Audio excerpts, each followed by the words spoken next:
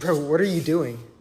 I'm just using my hiccup straw, bro. A hiccup straw? What does that thing even do? Bro, it's just got a small hole in the bottom right here, which creates enough pressure in your diaphragm to actually stop the hiccups.